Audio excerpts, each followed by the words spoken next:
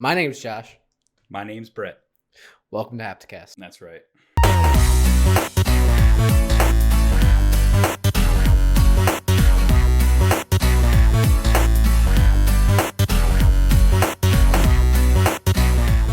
What's up, everybody? Welcome to Hapticast, episode 20. Yes, my name's Josh Toll. I'm joined by my friend, good friend, Brett Roberts. Hello, What's Brett. up, everybody? Hey, Josh. How you doing? I'm doing quite well, thank you. This is our first time talking to each other in about a week. You were on vacation. How was it? Yeah, I was on vacation. It was good. It was nice to be off for a while. Kind of disconnect from things. And it was also nice during that, just kind of check in once in a while and see, how our content's been doing now that we're back. Which, by the way, I was thinking about it last night before I left to come home. Which, by the way, I literally just got back 2 hours ago. I'm not unpacked. I threw my shit down and I got on and we started prepping to film and stuff. So I apologize if I'm scramble-brained a little bit here and there. That's commitment. That's commitment. It was cool to see, and I guess I want to thank people for just kind of supporting some of our new stuff. Now that we came back, I feel like, we've been getting a lot of positive reception, a lot of good criticism and feedback too. I just want to thank everybody for tuning into all of our new content. We really appreciate it. It means a lot. I know we both had a great time putting all of that together, and just sharing it again with everybody. So, yeah. Yeah, absolutely. It was a good time getting back in the saddle, and like you said, the whole creating the thumbnails and editing the video and everything was a lot of fun. So it's good to be back. Thanks to everybody for checking us out. Yeah, and we do have quite the packed show for everybody today. A lot of stuff to talk about. A lot of very juicy, nice, meaty claws to get into, if you will. But before we do that, what have you done this last week since I've been back? I haven't played any games with you. I don't know what's going on. Tell me, what are you doing? This past week, has it been 2 weeks or 1 week since we filmed last? 2? I think it's been 2 weeks, actually. Yeah, it just kind of worked out because we filmed and then we had to kind of redo some assets and stuff. Mm-hmm. So it took us a little bit longer than it would have. Okay, I was gonna say, because last week when you were gone, I really didn't do much. It was like you were gone. I did stuff around the house.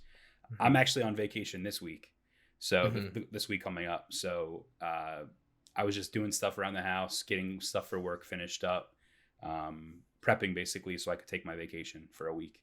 I did watch Haunting of Hill House, which was a recommendation from you. Ooh, and yeah, you finished it? Yeah, I liked it a lot. I thought for some reason that it was only 8 episodes long. I don't know why I thought that. Yeah, it's 10, right? It's 10, yeah. And I was 8 episodes in, and it was like a really juicy episode. I believe, I don't want to spoil anything, but it's when the father and one of the sons drives back to the house because someone's there, right? And I was like, holy shit! Like this is there's a lot happening right now, and it's gonna end. And I was really high on it, and then it was next episode and the credits hit and I was like, what? Yeah. So episode 9 happened and I actually did not like episode 9 at all. It kind of focused on the mother and what was going on inside her head the whole time. That's actually my least favorite episode of the whole series too. Okay, I'm glad we agree. I just thought it was kind of boring and they were just showing the same shit again. I didn't think it was necessary, but the last episode was great and the whole show as a whole, I give it a solid 4 or 4.5 out of 5. So I liked it a lot. And did you start Bly Manor yet? I did not start Bly Manor. No. Okay. But that's next on my list. Yeah, there was a lot of good spooks in it. A lot of good scares. I had my eye on the background the whole time. I know that's a thing with this series is you have to pay attention to the backgrounds because there's scary things and hidden things all over the place. I'll tell you what, there was one moment that really actually got me, and it was a jump scare. It's the scene where they're in a car. It's the two sisters in the car together, and they're driving also to the manor, or to the Hill House. And just all of a sudden out of nowhere, it just gets you. Yeah. Oh my God, it got me so bad. It's so effective because the show doesn't rely on them really. So when it happens, it's very earned. You know what I mean? I agree. And the last thing I'll say about Hill House was I texted you while I was watching it because there was an episode, and it was my favorite episode, Episode 6. episode 6, where it was just one take scenes after one take scene after one take scene, and it was like 10 minutes, 20 minutes. It was nuts. So I was watching it with my girlfriend Jess, and I just kept saying to her, like, have you noticed that they haven't made one single cut? And when they did make a cut, they hit it very well. Yeah, dude, I'm getting goosebumps just because from you talking about it. Yeah, it was so well done. And how they transitioned from like the one setting to the completely other setting in a different timeline, like between the house and then where the morgue is and like all that. Yeah, absolutely. There was a point where Theodora, I think that's her name, she falls because she's supposed to be drunk. And in my head, I'm like, I wonder if she actually fell on accident, but they kept rolling and they improvised. Like, I'm really curious as to how much of that scene was improvised because of how many takes it must have taken for them to get that one single take. So Mike Flanagan actually I have the director's special edition, like Blu-ray or whatever, like the director's cut. So there's some like extended episodes and stuff. Okay. There is commentary on that episode, and Mike Flanagan actually said there's only like one of those takes that they had to redo. So those are all like I'm sure they rehearsed a lot before they did the takes, but there's only one that they actually had to stop and restart on. That's excellent. And for those that don't know what we're referring to, it's essentially a really heated moment where the whole family comes back together at the funeral, or would you call it a funeral? It was kind of like the before the funeral where the family just got together, right? Like the viewing, like the family only type of viewing, like before the funeral. Yeah. Yeah, and it was just one of their family members died and they all came together for the first time in a very long time. So it's very heated. One character's drunk. One character's a former drug addict. So there's a lot of tension there, and they did it all in one take, and it was just mind blowing. Yeah, so cool. I'm really happy you watched that. I'm happy I watched it too. And there's a couple more things I want to watch. Obviously, Halloween's in a couple weeks, so I want to watch a couple more horror films and start a couple more series. One thing that I'm really hankering to watch again is Over the Garden Wall, which I know we watched together. So that's a good Halloween, series, TV show. Yeah, it's great. If you haven't watched Over the Garden, I suggest watching it. It's really short too. They're really short episodes. Yeah, 15 minutes each. Yeah, so I think you can watch it probably in, I don't know, 2.5 hours, maybe less than that. It's really quick. Yeah, absolutely. And besides all that, I haven't really been playing anything. I think a little bit of Apex as usual. I did pick up Super Mario 3D All-Stars. I've been playing that a little bit too.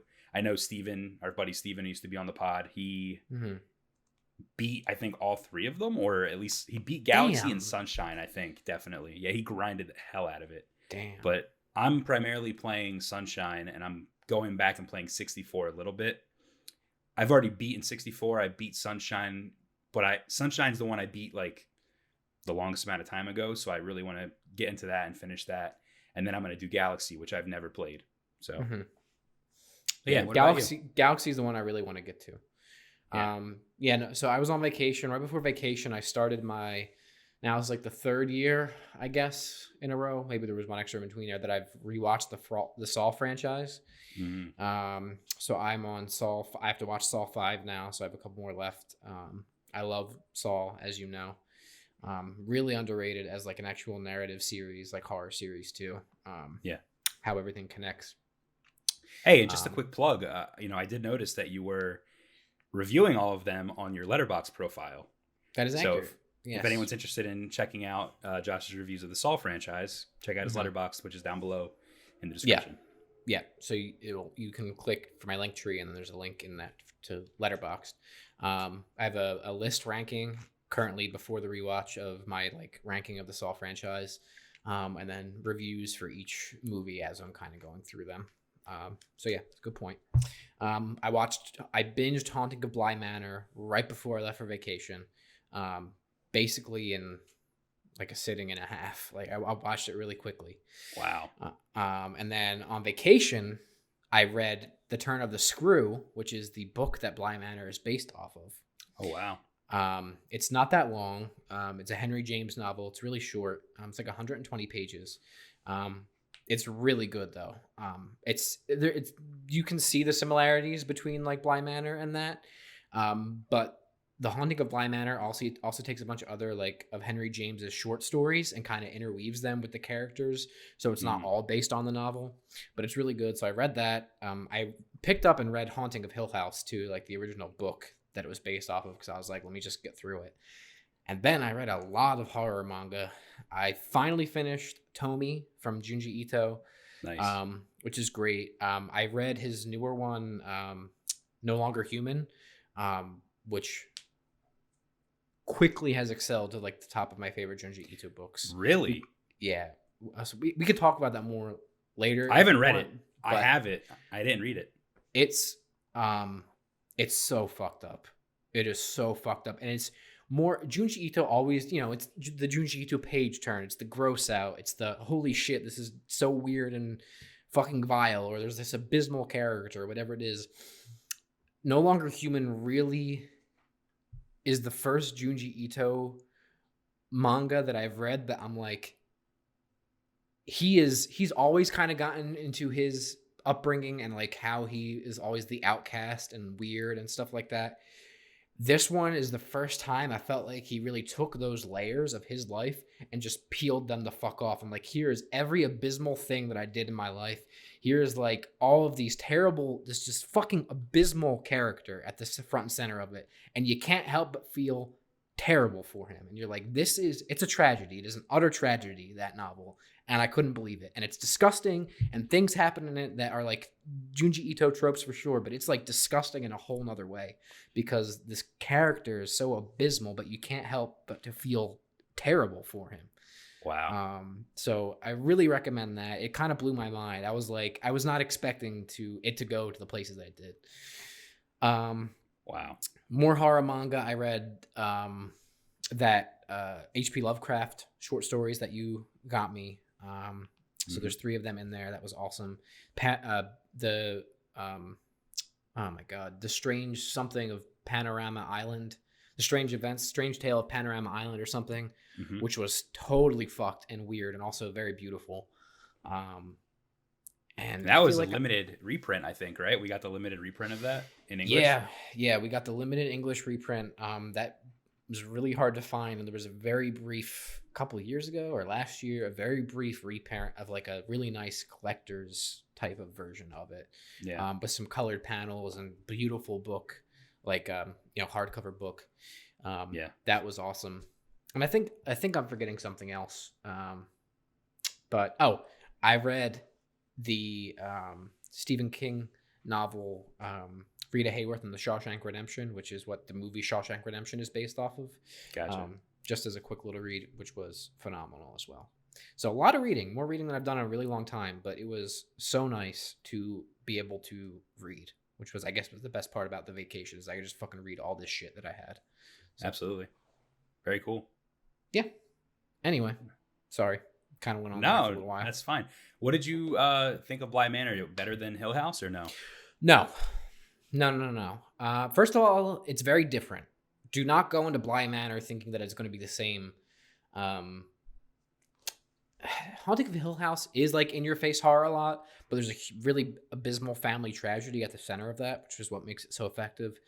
Bly Manor is very much a gothic love story, and there are love tales between a lot of characters that are tragic within their own right, but it's not as much in-your-face horror. That does not mean that it does not have horror elements and it is scary, because it definitely is. But there is a really interesting kind of backbone narrative in it with a love story, but it's not as in your face. I don't think it's as good as Haunting of Hill House at all, but it is. That doesn't mean it's bad, and I still enjoyed it. It's just very different, and honestly, not what I was expecting going in. And if I had gone in with a little less of, this is going to be super freaky, scary expectations, I probably would have felt a little bit different about it. But not as good, but not bad by any stretch of the imagination. It's just very different. Okay. Yeah. So cool. Okay. Well, all right. That's that. I'm glad you had a good time, and I'm glad you got to read. Yeah, for sure. I can't, for some reason, when it comes to reading, I can't. Ever since I was in high school, just picking something up and reading it is like, I know it's cliche to say, but I don't like reading. Like I really don't.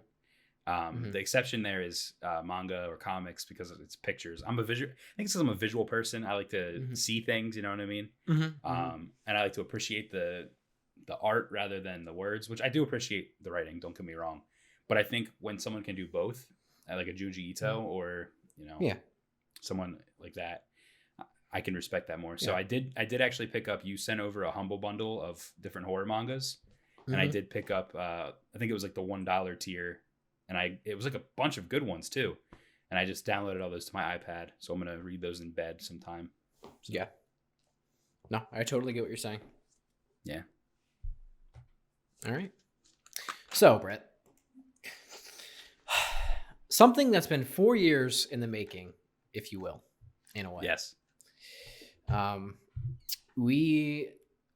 So one of our first videos actually on our channel back in 2015 was a little discussion video about this Reddit article right after the PS4 launched, kind of, about putting your PlayStation 4 into rest mode and just shutting the fuck up about it.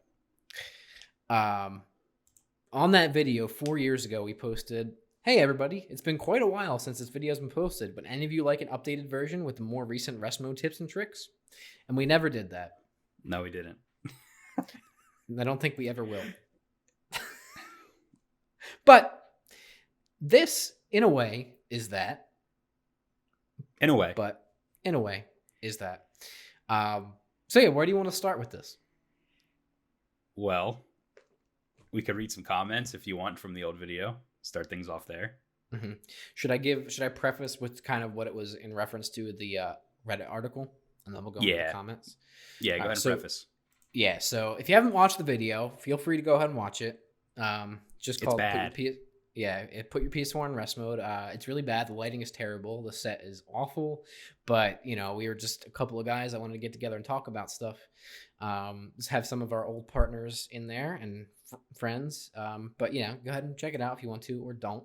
It's fine. But basically, we talked about this Reddit article because after the PS4 came out, right, the PS4 obviously has a rest mode, which is a low power mode that you put it into. So when you boot up your console, it just is, it's quicker than, starting it like completely doing a reboot, kind of like putting your computer to sleep.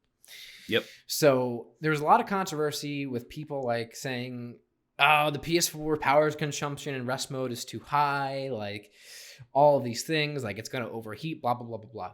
So there was a Reddit post 5 years ago by the user Rearmint Spino with the title, "PSA, let's quit the bullshit. The truth about the PS4's ridiculously low standby power consumption and why people should shut the hell up and just put it in rest mode already," which is a great, great title, by the way.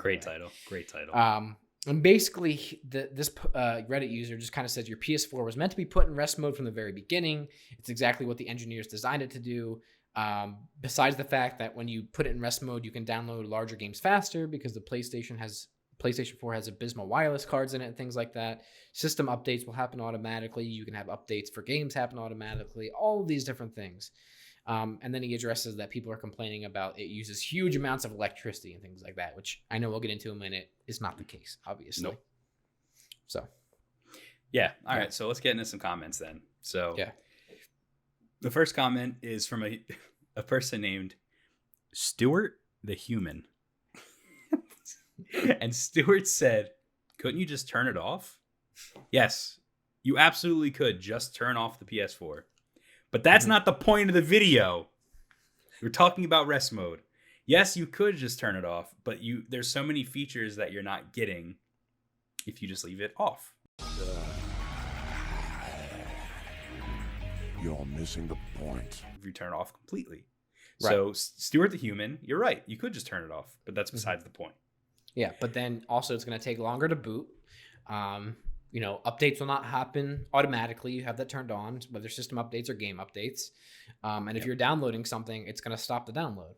So, absolutely. Which gets into the next thing. David Lamano 3 years ago, he said, Is it faster to download in rest mode? Yes. Yes.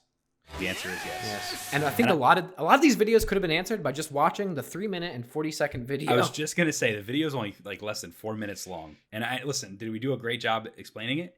No. We basically talk about it, and we talk about it, and then we go, all right, Steven, you know the most about this. Take it away. And Steven just starts reading this long thing from an article.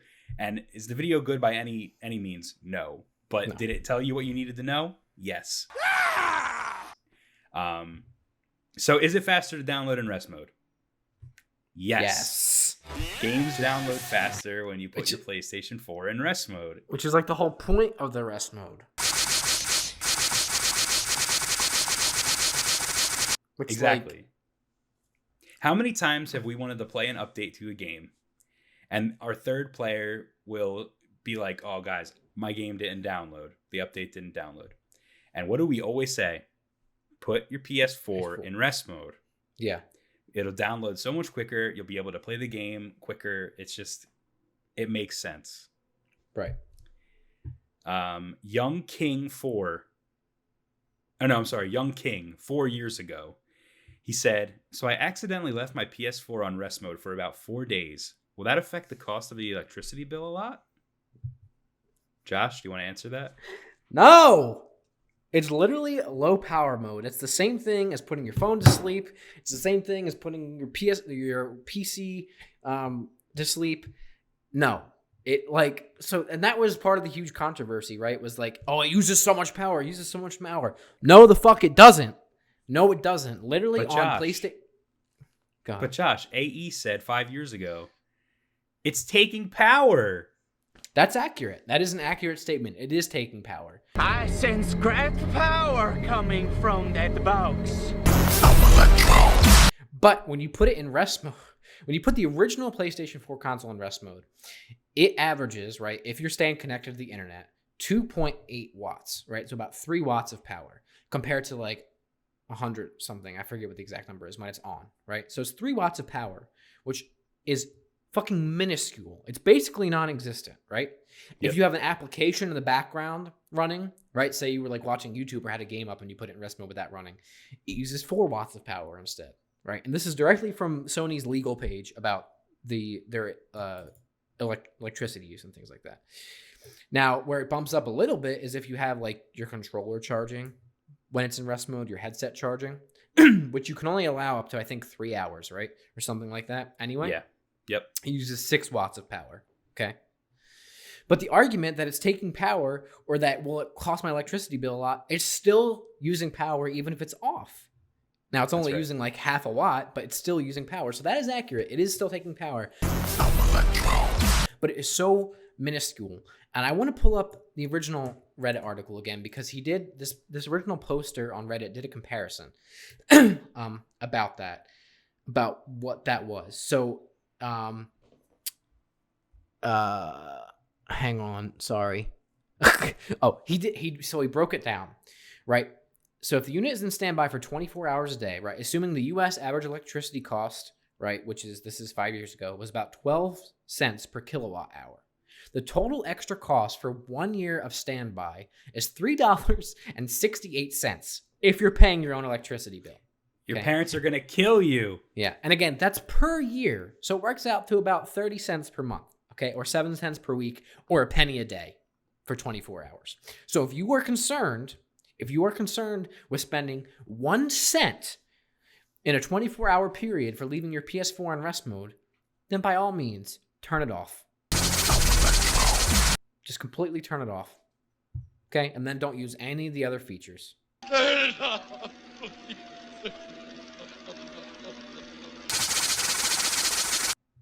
Okay. All right. Well, Hector Luna 2 years ago, he said, has anyone done this over approximate 10-hour period? I have to go to work and I'm downloading a game, but I don't want my house to go down in flames.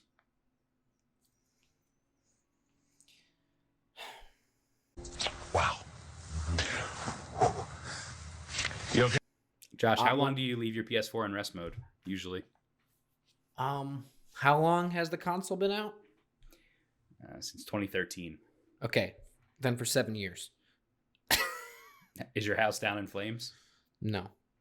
Okay. My Just house has wondering. never burnt down in flames. I literally don't turn my PS4 on rest mode. In fact, the only time my PS4 ever shuts off, right, is if the power goes out. Well, That's it. And that's a great point. Iron Kobe, rest in peace, Kobe. He said, risky if you leave your PS4 in rest mode if the power goes out. Happened to me 4 times already. He's right.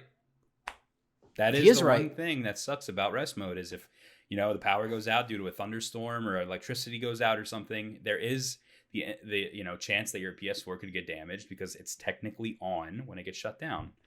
Has that ever happened to you where your PS4 has been damaged because of the power outage, Josh? No. But it is a little annoying the fact that when I turn it back on, my PlayStation beeps at me and yells at me. It's like, hey, don't fucking do that. And then you're like, I didn't do it. It wasn't me. Yeah, and then it rebuilds its database. It fixes the external storage, and then it's fine. Yeah.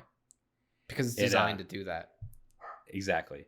Listen, there has been cases of it happening, and people don't have their PS4s plugged into a power strip where it can fry your console. That's happened to one of our friends, Dave. His console was fried during an electrical storm. Yeah. So yeah, that's a possibility, but that would happen even if your PS4 was not in rest mode.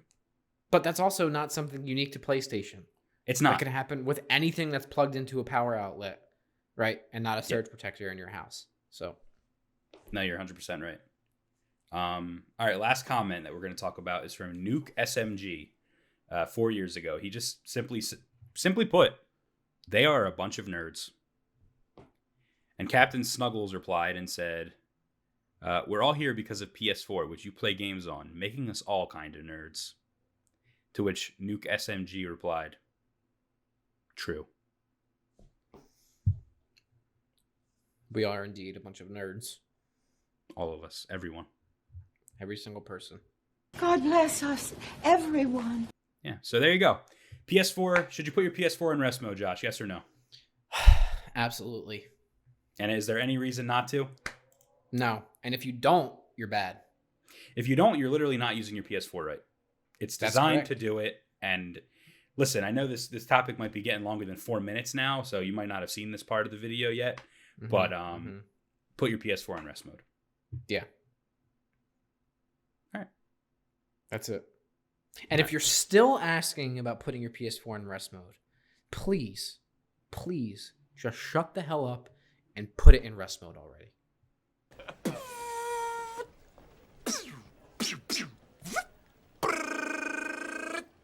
Adios, turd nuggets. And speaking of rest mode, Brett, yes, my friend,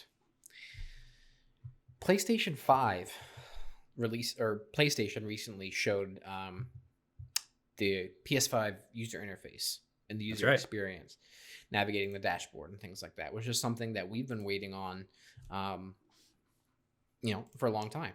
I would say, that was kind of like the last piece of the puzzle, Absolutely. And I think last week they showed the Burger King opening the bag, and it played the startup noise, which we were all waiting to hear.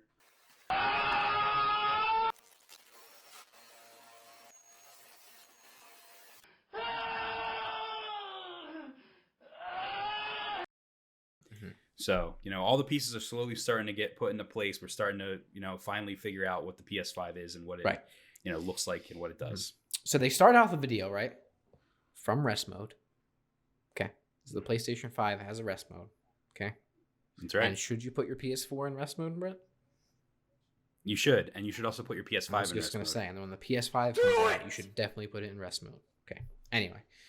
So they put up this video kind of showing the user interface. I can't speak. The user interface and the user experience, right? And there's some really cool features, and there are some features that I will absolutely use. There's a couple that I absolutely will not be using. There's a couple that I was questioning why they were focusing on it for this video and why they weren't focusing on something else. Okay. Where do you want to start? You want to start with what we really like versus what we don't really like? Or I'll run down just some of the bigger ones. So I think one of the first things they showed was activities, right? Something I would compare almost to like Trophy or achievement tracking within games, but kind of built into the user experience with the actual video game. And what they showed was Sackboy running, and like you could pull up this thing and it had all of your activities and your objectives that you had to do, and it kind of was showing you, you know, how much completion you had for each thing or what you might have missed or whatever. And you can actually go in there and click on those objectives or those activities, and the game will take you to that part of the game to complete that, which is really interesting. It is really interesting. I think it's kind of cool, but at the same time, I don't know if it's something that I'm going to be doing. It's just like an additional task for you to complete to extend your game time. Kind of like, it's like, did you get all the collectibles? This, what is it called? Activity. Mm-hmm. This activity will essentially help you get all the activity or all the collectibles, and you click on that. It'll take you to the spots where you have to go. Like, yeah, I guess that's kind of cool. But also, Josh, I can't see this being something that every single game, especially third-party definitely not. Games using. So I don't. I think like a lot of these features, it's going to be better utilized in some games versus others. I think definitely for trophy hunting, right? That's going to be a huge thing for trophy hunting. But I also think maybe it could help with some games where you're like, what the fuck am I supposed to be doing? Like, what was my objective? Where do I need to go? I'm lost, like whatever it might be, to then like utilize that. And I think more so too, how I think maybe PlayStation might be looking at it is let's kind of remove some of these barriers to playing some of these things and make it a little more user friendly, or the user experience a little bit more intuitive to kind of have these things built into the game. So it's not just necessarily linear, right? Or whatever it is. It's kind of going outside of the bounds of the game design itself almost. And I think will definitely lead to some interesting incorporations with some games. But like you said, I don't think it's going to be there for everything. Games obviously will have to build this in just like they do trophy systems and things like that. So, yeah. Yeah, I think the technology behind being able to teleport you to a random spot in the game is cooler than the activity thing itself. Yeah, I could agree with that. And you could also picture in picture this specific one too, so you could have like the objectives tracked on your screen while you're running around, which for a lot of these features that they showed off, you actually can do, including that's the go ahead. I was going to say that's the card system that they introduced, right? All of them are technically cards. Right. So you like pull up this this control center, right? And then you have news, like they showed like news or stories for the game that you're playing, screenshots for it, like tracking the different objectives that you can pull up. And then one of those things in that control center was activities, or not activities, was game help. So you could pull up like videos or guides or stuff like that, kind of picture in picture little snippets of exactly what you're looking for the game that you're playing, which again, I think I like that. And I agree with that. I think it's similar though to the last one that we talked about, where it's going to be more useful in some games than others. Absolutely. But I think this would be helpful in a situation like you're playing God of War and you're trying to get all the ravens or whatever, Odin's ravens, I think they were. And you could just load up a video and it'll show you where all of them are. And you could have that on the screen. I can't tell you how many times I've been on my phone on one hand and playing the game on the other, watching the video, trying to go through a walkthrough. Absolutely. Yeah. So, I think that's I think it's a good feature as well. Then you have quick joins for party and voice chat, which is nice. Again, picture in picture. So currently on the PlayStation 4, when you get a party invite, you press the PlayStation button. It has to take you to the party screen, right? It's like loading to join the party, and then when you join, you're on the party screen, and then you have to go back to your game, right? Or to start a party, you have to go to the dashboard or pull up like the UI, go to start a party, go to invite your friends, things like that. Now you can just pull it up picture in picture in the game without leaving the game, without loading basically a separate app to either quick join or view the party, or type in the party or whatever it might be. Yeah. I don't know. What do you want me to say? Whatever you want. It's cool. I mean, it's cool. It's just good. I feel like it should have been there from the beginning. Xbox, when you join a party on there, all you have to do is someone sends you an invite, you push the Xbox button or you hold it down, it'll automatically join the party. Right. You don't even have to leave your game. Right. So. Absolutely. And then part of that too was just again, picture-in-picture communication. So whether it's like text chat or whatever it might be, multitasking basically. It's similar was joining friends games. So again, it doesn't have to pull up a whole nother screen. It just pulls up join. So whether you're in the current game that they're playing or you're playing something else and they invite you to another game with their kind of quick resume thing or whatever it is, you'd be like, all right, I'm done here for now. I don't have to worry about saving or doing anything like that. Let me join this game. It's immediately going to load like Apex or whatever it is that you're inviting me to. And then I can play, with you with that without having to go to the dashboard or do anything else, right? It kind of pulls up the UI within the game that you're playing. Absolutely. That looks cool. Yeah. They talked about 4K screenshots, videos. Okay. Whatever. Yeah. Cool. PlayStation Store integration. It's not its own app. That's big. Which, go ahead. I was just gonna say that's a huge step forward because the PlayStation Store sucks. It gets bloated the longer it exists. So the PS4 store getting a little more sluggish than it was back when it first launched. Right. The PS3 store, if you try to go on the PS3 app, the PS3 store app on the PS3, it is awful. What a mess. And on the Vita, don't even get me started. It is bad. You think all this was an accident? Yes, you were. You literally will search for a game and a video, an add-on will come up instead of the game. You'll type in Gravity Rush, one of the biggest games on the Vita, and it'll be like Gravity Rush skin for PlayStation All-Stars. And I'm like, what? How do you not do this correctly? What is your major malfunction, numbnuts? So, yes, this is awesome that the PlayStation Store is being integrated into the actual OS of the console. It only took them... Should have been done a long time ago. Only took them 2 consoles to figure it out. Yeah. Several consoles. 3, Vita, and the PS4. Oh, you're right. And then you have, which I think is actually great, you have the voice dictation with the DualSense. Then, so, like, you don't have to type in with their controller or whatever, or get a fucking chat pad or whatever. But more importantly... For me, and I know we were talking about it in one of our group chats, is like when there's a microphone now in the DualSense controller. So when you join a party, you're not going to be like, hello, boss, can anybody hear me? And there's just nothing because you have to fucking find your headset somewhere. And then you're like, Hey, boss. like, hello, is anybody there? Hello? Hello? Now it's like immediate with my controller. Exactly. And I actually thought the microphone, when they first unveiled it, I was like, that's so dumb. I'm going to have little kids talking in Call of Duty on the microphone on their controller. It's going to sound like shit. Yeah. You know? But that's not the case because, well, maybe it is the case, but that doesn't matter because we can now do exactly what you just said. We could instantly join each other's parties. We'd be like, yo, dude, hold on 1 second. Let me get my headset on. You're right. You still talk. What are you doing? What are you up to? Put your headset on. So, yeah, I agree. That's cool. Yeah. And I like being able to text, voice to text as well. Oh, absolutely. When we're talking shit in Rocket League, we could just go, reported for being bad, and then it'll just say reported for being bad. Absolutely. So. And then the last thing that I thought was maybe of note to mention was the spoiler warning things for screenshots and videos.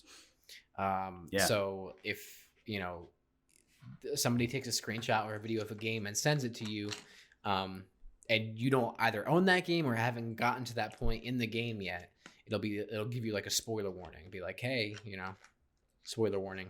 Don't look at this.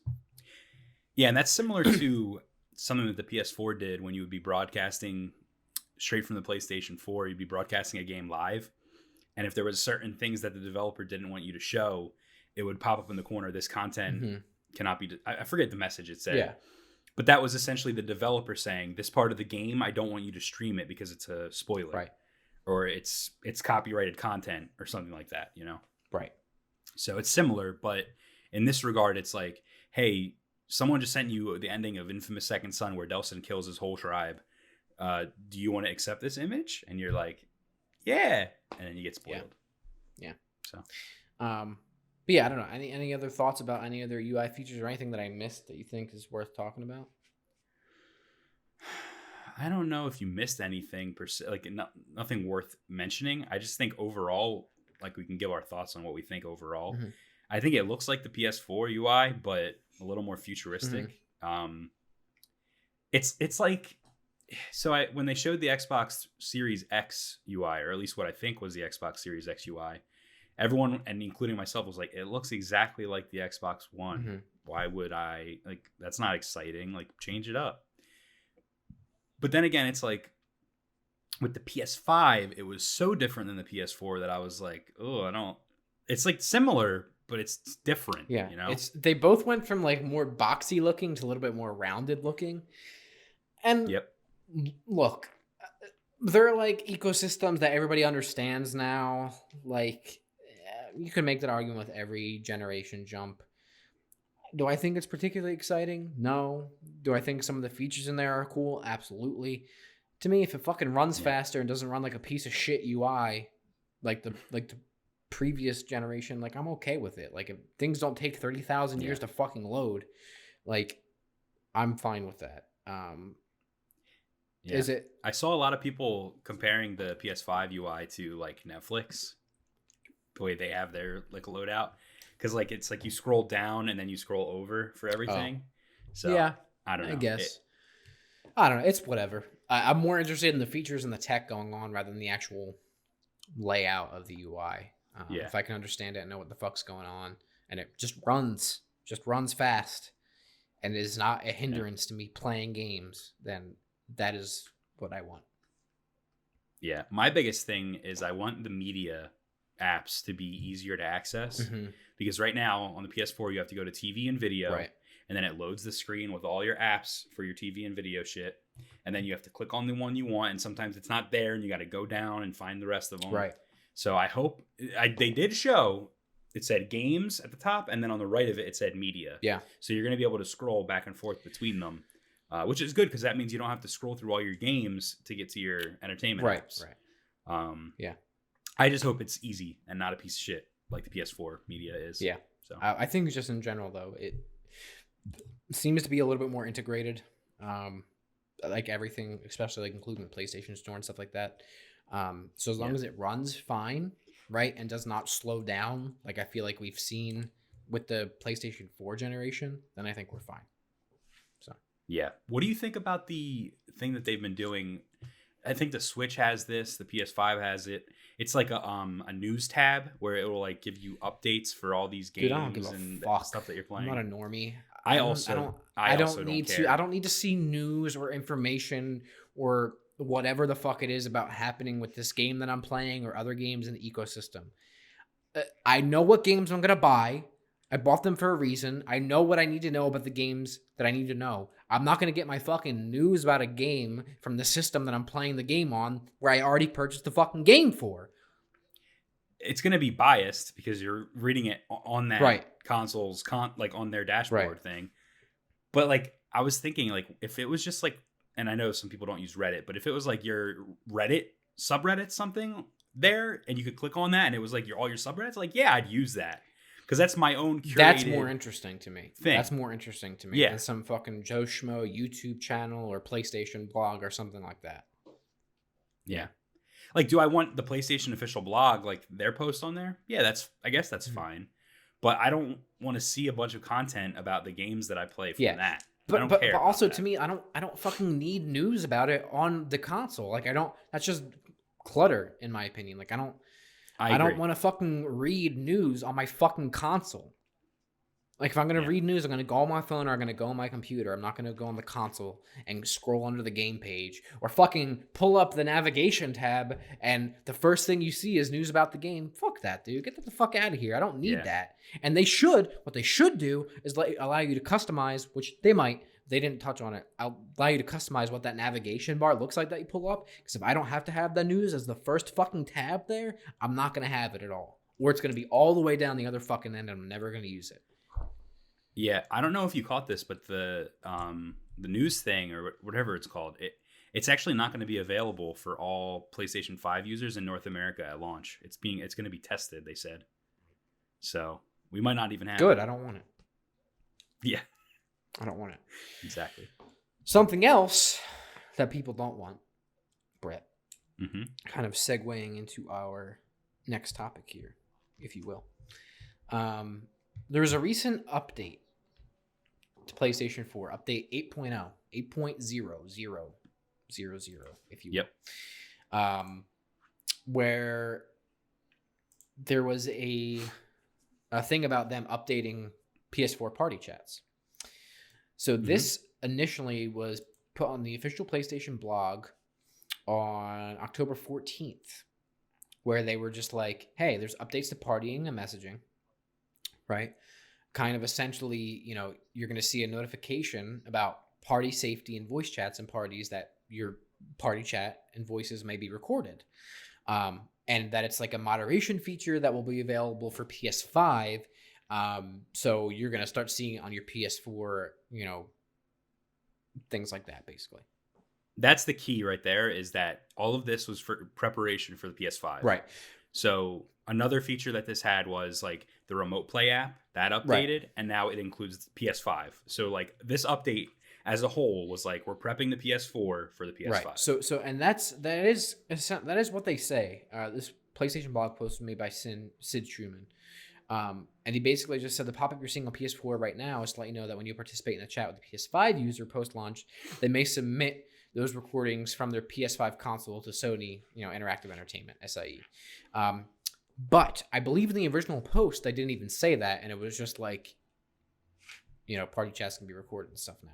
And then shortly after that, people were like, what the fuck's happening? What's going on? People were freaking out, and things like that. And let me just kind of get through the events of it, and then I'll let you talk about it. Okay. If that's okay with you. So they posted that on October 14th is what I said, right? October 14th was 8.0 update. Okay. Then they clarified on that same update that it was like, you know, for PS5 post-launch, so people could report voice chat or whatever. People freaked the fuck out. Okay. Then on October 16th, Catherine Jensen, who is the VP Global Consumer of Global, I don't fucking know, some person VP at Sony, came out and was like, hey, I'll quote her. I don't think I'm going to read this whole thing, but she was like, PlayStation gamers learned about this new function in an unexpected way following the recent PS4 8.0 system update. We didn't clearly communicate this feature or explain why we were introducing it, and we apologize for that. When the PS5 console launches in November, PS5 users will be able to chat with PS4 users, which is why we needed to include an advisory with the latest PS4 system update. We should have more clearly explained why this function was being rolled out, along with details on how it will work on the PS5 console. So let me walk you through that now. Then she just goes on to say, once the PS5 console launches, if a PS5 player needs to file a harassment report, they will be able to include up to a 40-second long voice chat clip in the report. 20 seconds of the main conversation with the other player, plus an additional 10 seconds before and after the conversation selection. Only the most recent 5 minutes of a voice chat will be available for a player to use for this reporting function, end quote. Okay, so she said that. People were still pissed off, claiming that it's an invasion of my privacy, blah, blah, blah. We'll get into that in a minute. But then, as of yesterday, so when we're recording this, October 17th, PlayStation came out and said on their official Twitter, hey folks, just wanted to let you know that we're looking into your feedback on the recent changes to parties on PS4. Thanks for speaking up. We'll keep you posted. Okay. Yep. So I'll let you go ahead with that. Well, I have a lot to say. I have a lot to unpack. Yeah. So clearly this was just a change of language that the PlayStation 4 was displaying to you. Mm-hmm. I think that this has always been the case. I believe this has always been a function. I believe that you always are being recorded. Mm-hmm. And you always could submit, just like you can submit for text harassment, you could submit the chat harassment, okay? The party chat harassment. It's worth noting that the PlayStation 4 records 15 minutes at a time of what you're doing. And it does that so if you're playing a game and you want to hit the share button, you can go back and you can take the last 15 minutes and you could share that with other people if you did something crazy in your game. So the PlayStation 4 is always recording you, and it's always, on. Okay? It's not turning the camera on without your permission and recording you, but if you're in a party chat and you're talking to somebody, it's listening, and it could, like they said, at 5 minutes, okay, that's fine. I don't see the big deal. What could you possibly be talking about in a PlayStation party chat that is going to get you in hot water. This became such a meme, Josh. I don't know if you saw it, but it, like on Twitter, it became a meme where people were like, me and my homies after our PlayStation party chats leak. And it's like 4 guys sitting in a courtroom, and they're all like giving each other high fives. Like, all right, we'll be good. We'll be good. We'll be good. Don't worry about it. Like it became a viral meme. People were being very like serious about this. The comments underneath Sony's tweets, they're all just like, you're spying on us. You're spying on us. You're spying on us. I don't think that's the case. I think this has always been a feature. Well, I also hate to break it to people, Brett, but everybody's fucking spying on you. You think our phones aren't listening to us right now? Tell you what, brother. Yeah. You fucking say, I don't know, I need fucking adult Depends. I need adult diapers because I'm fucking shitting out my anus. I'm going to go on Instagram later, right? And I'm going to see fucking ads for Depends, dude. Okay? Yeah. You're always being listened to anyway, but it's the same thing. People complain about my privacy, my data, which I get, right?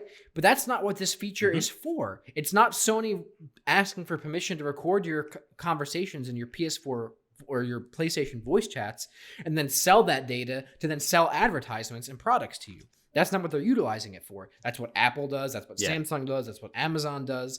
Everything. I got a fucking Amazon Alexa sitting right here listening to everything we say right now. You think she's not listening? I'm going to go on fucking Amazon tomorrow and see advertisements for adult diapers. I guarantee you I will. I fucking guarantee you I will. Okay? So it's not a new thing. But like everything, people like to complain about data. And I think there's definitely an argument to be made about phones and Amazon and Apple and all those things and selling for advertisements. That's a completely separate topic. That's not what this is. If you have a problem with what you're saying in your PlayStation voice chats, right, being recorded and reported for harassment, right, which would only happen with another user, right, reporting you for harassment in a voice chat, right, which you can already do in most games, right, or text chat in games, then there's probably a problem with what you're saying. So if you have a problem, if you're in a voice chat and playing a game with somebody, right, which will probably only happen with somebody you don't know that well, right? Reporting you for what you're saying, yeah, you might have a problem with what you're saying then. And like everything, people will abuse it and be like, wah, he said I'm bad, blah, blah, blah. Sure.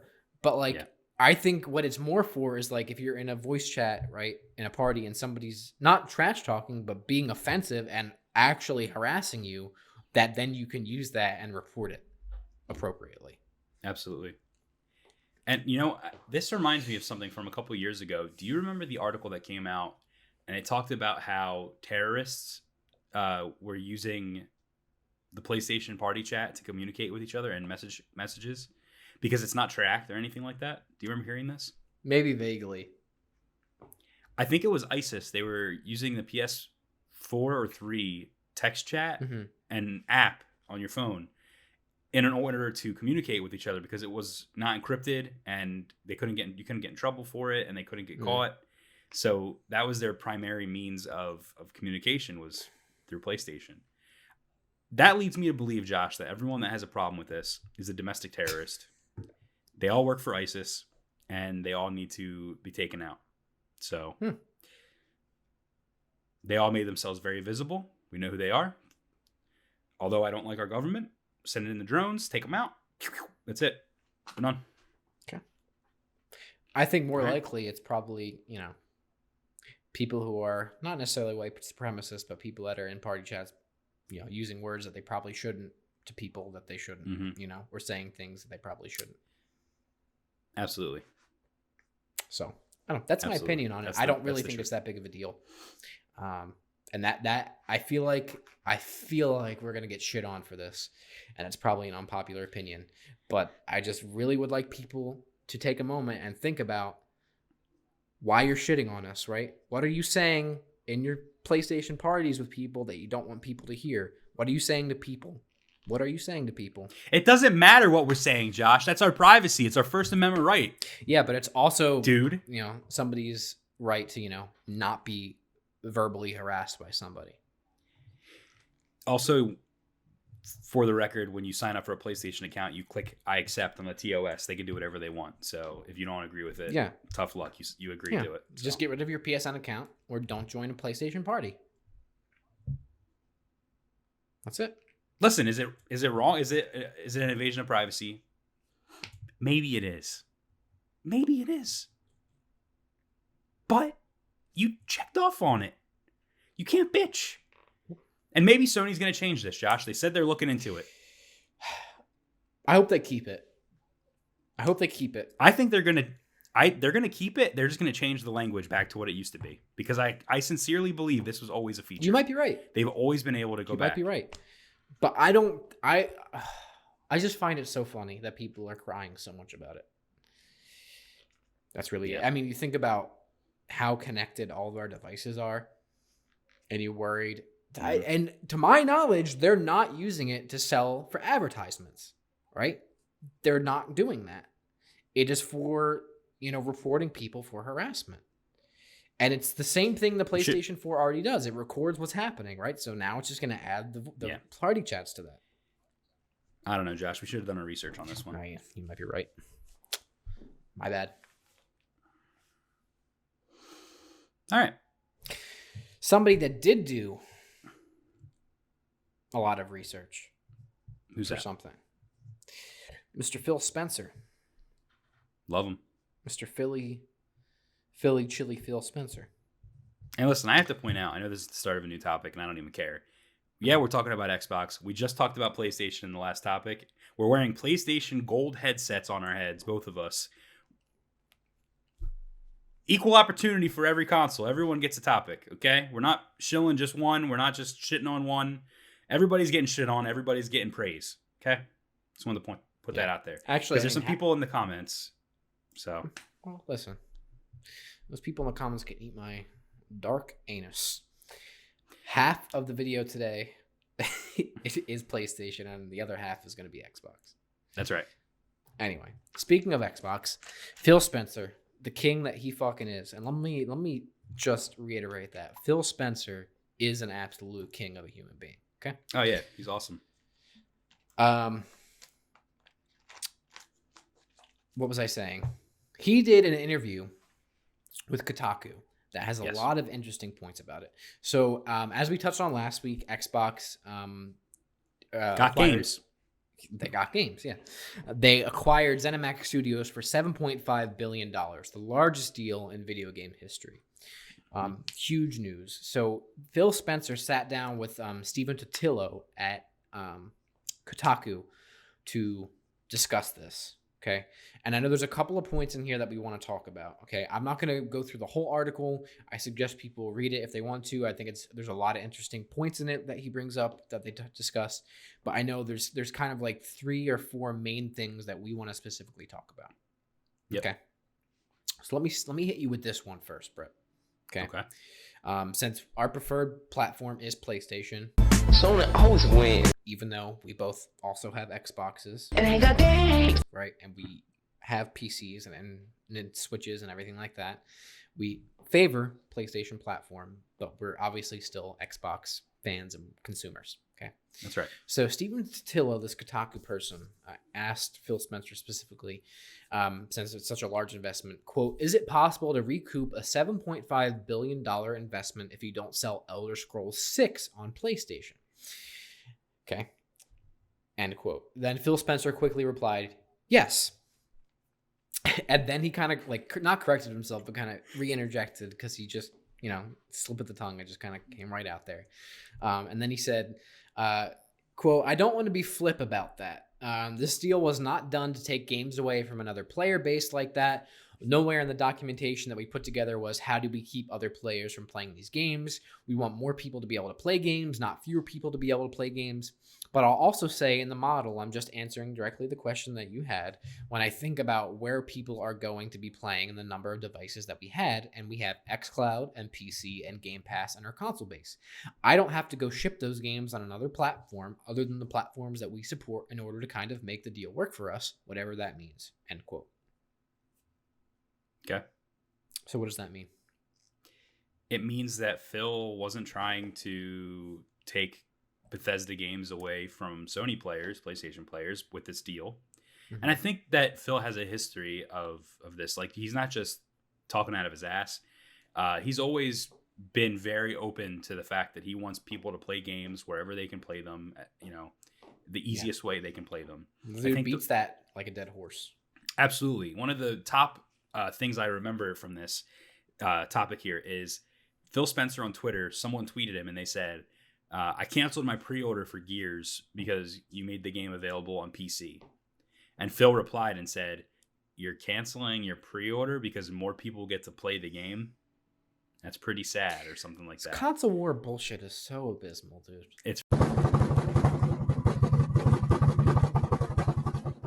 really bad. So that's the kind of guy Phil is, and that's the kind of guy he's always been. And it's why I like him, because he's so upfront. He's so cool about it. He's open to putting his games on Switch. They let Ori and the Blind Forest and Cuphead both go onto the Switch. He's not trying to... Listen, console exclusives are important, and they help sell your systems. They're still on the console game, so they still want to sell these consoles, and they're still going to have console exclusives, or at least Windows and console exclusive. So yeah, he still has those, but he's not going to try to purposely take a game away from gamers, especially if they know, like, Bethesda is such a huge studio with so many franchises. I can't see Phil being like that. Although this does mean he could very well say no Bethesda games. Yeah, absolutely. And I think he was just being very matter of fact about it. He's like, we made this deal, right? We acquired the studio, right? These studios. When one of these studios ships a game, we have our ecosystem that they will be released on, right? He wasn't saying that doesn't mean that PlayStation's not going to also be released on PlayStation. They could absolutely publish it there if they want to, as long as PlayStation is fine with it, right? Since it would technically be an Xbox studio game, right? Yep. It's the same thing where if, like, you know, if we were on the flip side of it talking about PlayStation, PlayStation's releasing, I don't know, Horizon Zero Dawn 2. They don't have to release that on Xbox, right? That's not part of their ecosystem. But you do see PlayStation releasing some of their games on PC, right? So I think it's the same thing. Xbox doesn't need to recoup their losses by releasing their game on a platform that's not theirs. That's not saying that they won't do it, but he's just saying he doesn't need to make up the money. Exactly. That's what I was just going to say. He says at the end there, he doesn't have to ship the game on PlayStation for the deal to make sense, for the acquisition to make sense. Right. He can ship it on just Game Pass, just console, Xbox, and just PC, and be fine. But I think the point of that is he's not that kind of guy, and he wouldn't do that. Just hold it back, you know? Yeah, and I does it mean that we're not going to see some of these games on PlayStation at launch? Maybe. There's been no confirmation of that. He said, which I don't necessarily believe, he said that there's nothing in the deal with those studios that said that they couldn't publish, like that they won't publish on other platforms. I think there was definitely conversations about that when you acquire these third-party studios. But I don't think that's necessarily going to mean, and I don't think it's necessarily at the forefront of like Phil's mind of like, oh, we can't release these games on PlayStation because they're ours. That's not Phil Spencer. If you ever listen to that man speak or see anything that he has done as the head of Xbox, that is not what he is about. Absolutely. And there's even a game that's a PlayStation 5 console launch exclusive. Not console launch. The game is launching first on PlayStation 5. I believe it's called Deathloop. Yeah. And although it was delayed until next year, I believe, it is still going to launch on PlayStation 5 first, which is interesting because it's now an Xbox studio game. But they're honoring that deal. Yep. You know? I actually think the flip side of this could be that PlayStation has a really bad track record with working with other companies. They just really do. I think the flip side of this would almost be PlayStation being like, no, we're not going to release those games on our platform because they're Xbox studios. More likely than Xbox doing that.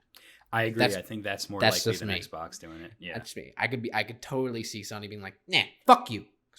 We have no interest in launching the Elder Scrolls 6 on our PlayStation 5 console. Yeah, Thank you for asking. Yeah, this is actually the best place to play, and I don't know if you've seen it, but we're called PlayStation, not Xbox. So yeah. Yeah, if you're interested in the Elder Scrolls 6, you can play that on the Xbox systems, but over here we have Final Fantasy 16, so you can play that on PlayStation consoles. Yeah, if Don Matrick was running Sony, he'd be like, yeah, we have a place where you can play that. It's called the Xbox One X or Series X. Yeah, absolutely. And then one of the big things, with the Series X, that we touched on last week, so I won't hammer it home too much. But another interesting part of this article is the interviewer brought up the fact that Halo Infinite is not a launch title anymore, which now even as many studios as Xbox has now, they're gonna have a very poor or lacking launch lineup of games, in my opinion, compared to PlayStation. I just don't think there's as many big draws, right? Halo Infinite was supposed to be that big hook, right? Like, Yep. you got to be an early adopter. You got to get this console so you can play this game. You know what I mean? And that's gone now. So the interviewer brought up the fact of potentially, he asked Phil specifically, would you guys be interested in shipping the multiplayer separate from the single player? And of course, Phil said that, it's something that they're interested in, or not interested in, but something that, he's not ruling out or whatever. He said if they could do it right, I believe they would do it if they could do it right. Yeah. They want to make sure they do it right. What do you think about that? I think that's fine, but clearly something happened with the development of Halo Infinite, because it's 100% supposed to be a launch title. They advertise it as such. The Xbox Series X box has Master Chief on the back. I mean, obviously that's their staple franchise, but why would you advertise a game so heavily on your new console if you can't even get it? Grandmas are going to go and get their grandsons the console and go, well, where's Halo? Where's it at? I want it, Yeah. So in terms of them shipping the multiplayer and single player separate, it'd be like, I don't know, man. It's like, in my opinion, don't put it out until it's all one package ready to go. But at the same time, it is like the future of gaming. We're doing things we've never done before. Things are so different.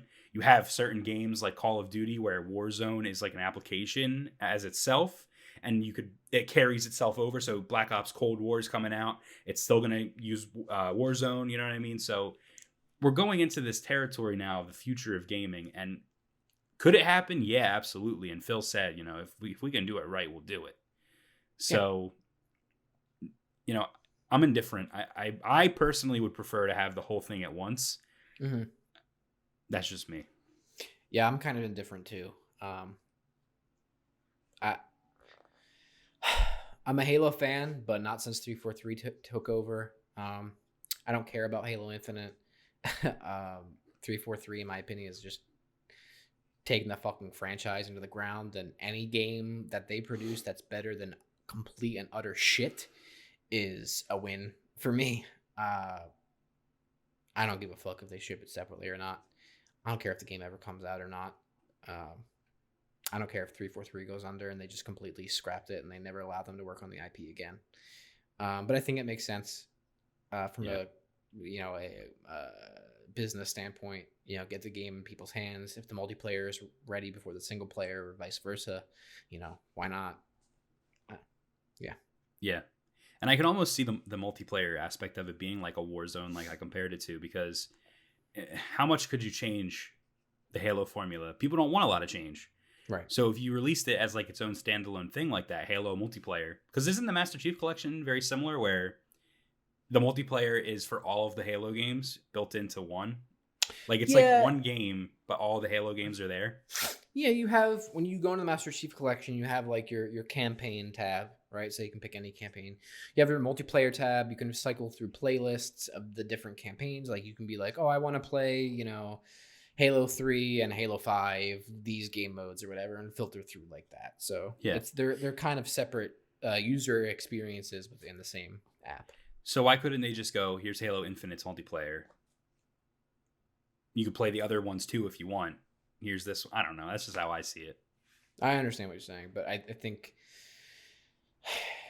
for them, it's probably more so of like an event type thing, where it's like if Call of Duty, for example, had something similar, it might not sell as well. I gotcha. I have a hard time an event visualizing Halo shit because I'm not a Halo person. I never really got into it. No, so. It's fine, and I'm so disinterested with the franchise. I really can't stress that enough. Gotcha. But anyway, we can talk about that another time. The last interesting point from this article, something that we've actually talked about on the channel before a really long time ago, and then I think briefly touched on last week, was potential Game Pass, right, or xCloud support on other devices, specifically the Nintendo Switch. Yeah, Phil pretty much said, if we were going to launch games on other consoles, I would want it to be the full Xbox ecosystem, the full Xbox experience. So, like, for example, imagine if Ori and Cuphead weren't on the Switch already, and Phil was basically like, look, Nintendo, if you want any of our games on your console, you got to put Game Pass on there. And there'd be like a Game Pass app on the Switch, which was a rumor, actually. People were saying that. And that's what I think you're referring to. Yeah. Is that Game Pass was coming to Switch, or there was rumors that it was coming to Switch. Yeah. So we talked about it last week, in that Game Pass is such a great service. And it's almost like an EA Play or whatever it's called, EA Early Access or whatever the fuck it's called. Yeah. It's like that, where you could just, play your games, and it's like a subscription service. So that on the Switch would be sick. Basically, any game that's a part of Xbox Game Pass, if there's a Switch equivalent, you'd be able to play it for free. Right. I think something like that makes more sense for Nintendo than it does Xbox. You mean PlayStation? No. I'm saying specifically related to the Switch. Oh, okay.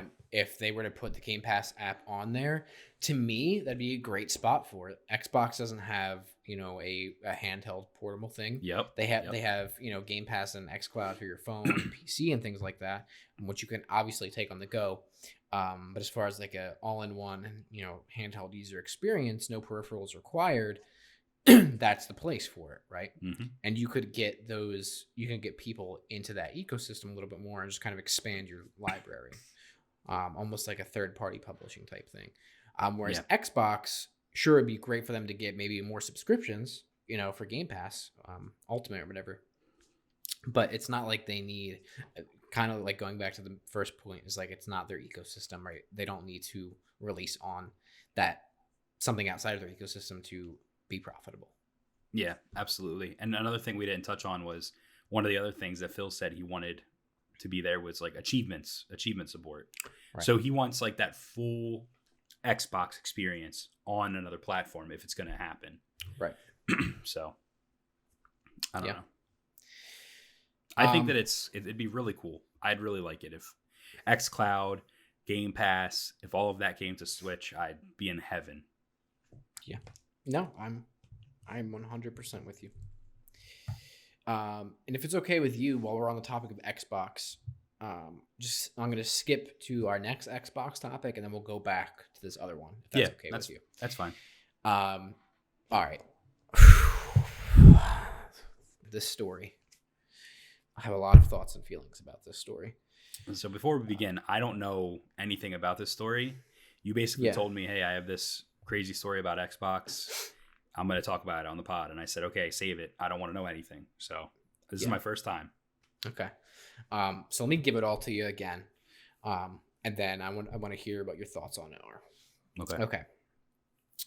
So there was, I believe this was last week, perhaps, or, late last week or this weekend. October 16th is kind of when this story broke. So a couple days ago from when we're recording this. Okay. There was a personality that Xbox Brazil promoted to kind of be like their face. Like she was going to host, almost like a personality PlayStation blog type thing for Xbox, right? For Xbox Brazil. Like a Larry Herb? Yeah, this is something like that. And she would host like these little like informational videos and just kind of be a face for the brand, right? The Xbox brand. Okay. And it was at the beginning of September when she got the job for Xbox Brazil. Okay. Mm-hmm. So she hasn't been in that position too long. And I don't remember what her exact position title was. I can't find it anywhere. It's not super relevant, but basically she was going to be a personality for Xbox. Okay. And she got this position at the beginning of September. Okay. Then this story comes out. Okay. She posts on her own Twitter. Her name's Isadora Basil, I believe is how you pronounce her name. She posts this on her Twitter now, and also, mind you, a lot of this is translated from like their original language, their Spanish language, into English, so there might be some issues here and there. Mm-hmm. So just keep that in mind. So she posts on her Twitter on October 16th after having been in the position for about a month and a half. She says, at the beginning of September, when I announced my job at Xbox Brazil, I suffered harassment of all kinds from people saying that I didn't play X or Y, or that I wasn't, quote, worthy of my job, to rape and death threats and aggression for exposing tense situations. Thanks to the help of my family, boyfriends, and friends, I learned well on how to deal with this, but it didn't mean that it was not happening anymore. Okay? So basically, she learned how to cope with it, but it was still going on. Then she continues, and thanks to all these harassments, Microsoft has decided that it was for the best to sever ties with me as a host, so I wouldn't be more exposed to situations like these that happened. I respect the decision made by Microsoft. My love for them will be the same as always. Thank you. Now, just to clarify, this was initially actually broke on Reset Era by a user called Haeee, who gave credit to a user by the name of the Era of Yakuza, who apparently sent this story or whatever. I don't know. Reset Era is a weird platform, dude. But anyway, and then I saw it on Twitter. I forget who posted it, but I saw it. I was like, damn, this is kind of big. Why aren't people talking about it? Yeah. Anyway, so she posts that on, what was it again? October 16th. Okay. So then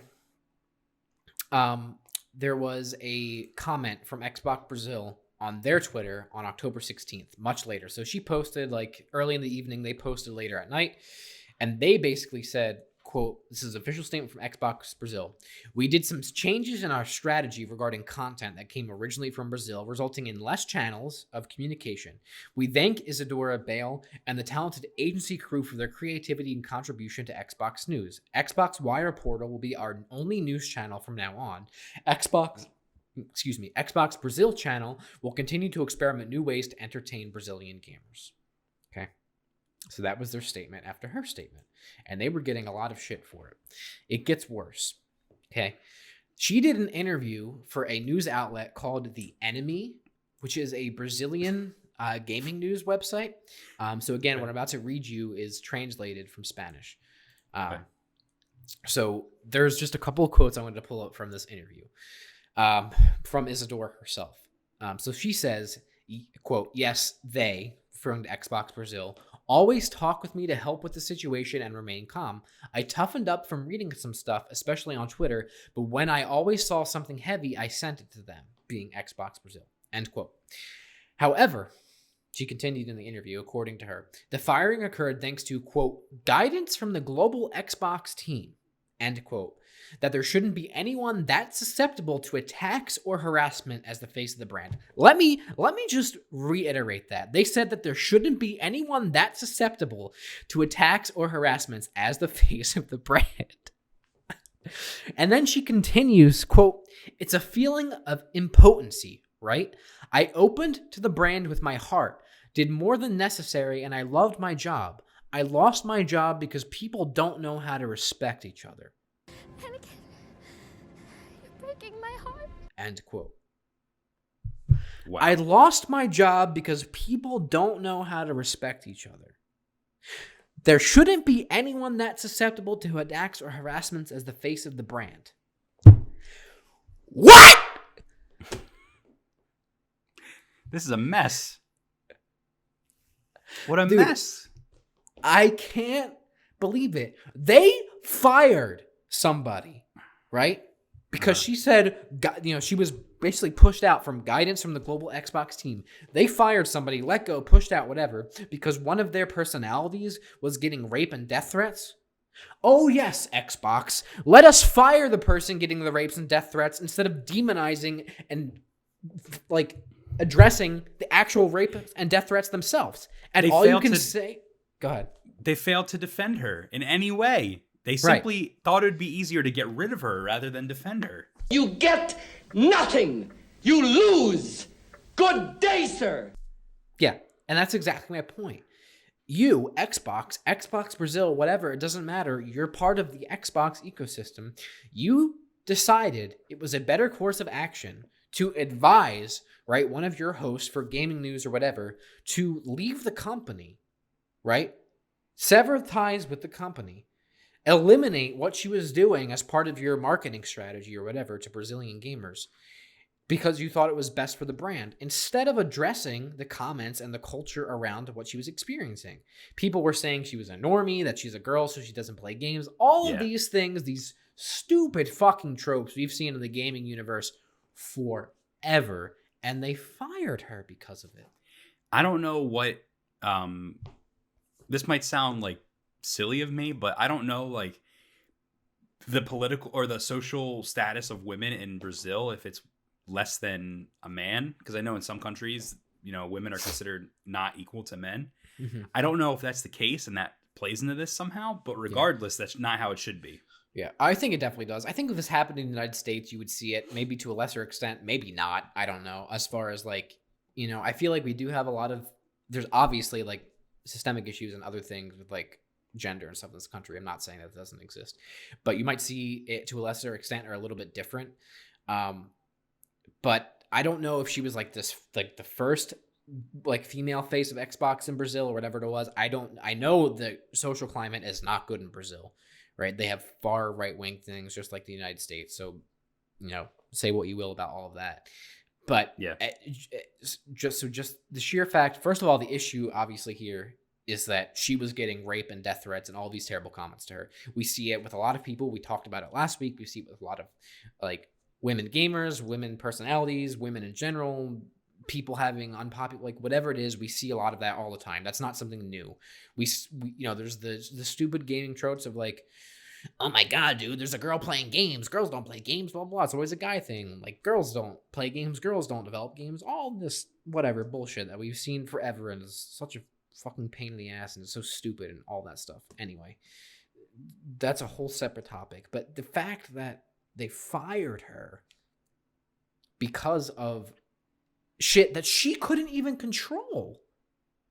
Yeah, and it seemed like she was like doing the proper, at least in the United States, the thing you would do when these things are happening is you would report them to HR, you'd report them to the higher ups, and they would take care of it for you. But in this case, instead of defending her and helping her, they felt the best way to help her was like, all right, fine, we'll just get you off TV or get you off the internet. Yeah. Then. So it seemed like she did report it to them. She got some guidance and some help from them, from her agency. She obviously had her family and friends and boyfriend and stuff like that.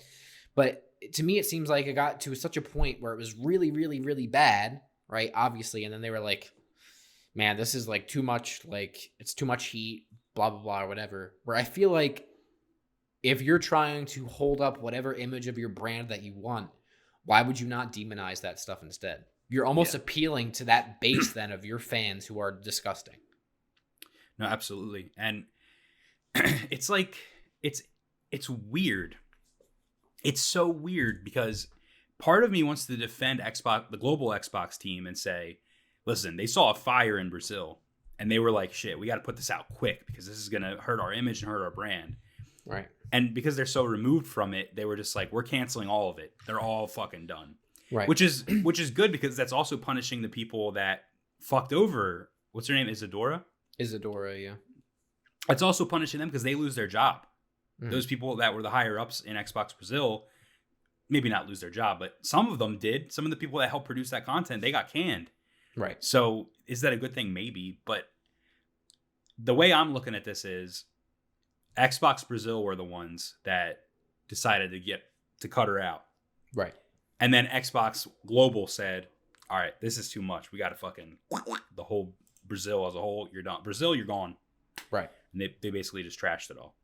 Now, there's the other side of it where Xbox Global knew about all this shit going on. They made the decision to get rid of her. Maybe. I don't know. I can't speak to any more specifics. Like what I gave you was literally what I had. I translated that entire Brazilian article with Google Translate and read through it. Those are the things that stuck out to me. So I don't have any more information for you about it other than, to me, this seems utterly abysmal, and I think brings up a larger issue of not just societal things, but particularly in the gaming community of just like this toxic fucking culture around certain things, and specifically thinking that it's ever okay to send somebody death threats about anything or rape threats or whatever it is. about fucking content and like entertainment. Yeah, it's just wild to me, and the fact that it has no traction within the gaming channels, at least that I follow, is really wild. Yeah, I didn't hear anything about this. And listen, like, I just want to point this out. Like, I don't want to get political on here. Like, we don't have to like get too political with everything. But you and I, we're not like social justice warrior, super liberal. Like, you know, we're not like that. But we are liberal, and we are in agreement that people should do the right thing, and you should be a good human being, regardless. Yeah. And this is, even if you're not like if you're listening to this story and you're thinking a bunch of social justice warriors are talking about this, like they just want this girl, she got death threats, boo-hoo. It's like, no, dude, this is like a real thing. This could happen to your mom. This could happen to your sister. This could happen to your wife. In America. This could happen anywhere. Yeah. And it could happen to someone that you love. Right. Which you know what I mean? Right. You'd care then. And my larger point is just that it's like if we want to take just gaming itself, right? Besides the country where it took place, right? There is this institutional mindset to things within gaming that is like, you have to be this one way, and it's just, and if you're not, we don't like you, fuck you, die, I'm gonna rape you, whatever it is. And it's like a little microcosm of the actual social culture around it. Nobody deserves to get threatened or raped or anything like that. Be a decent fucking human being. Everybody should live the same thing. And you know what? We are liberal, but I would argue more so that we're more so very hard progressives. Like, we believe in equal opportunity. Like, we believe in, I don't know, that healthcare is a human right, that you should go bankrupt. Yeah, exactly. Like, basic human decency. Like, exactly.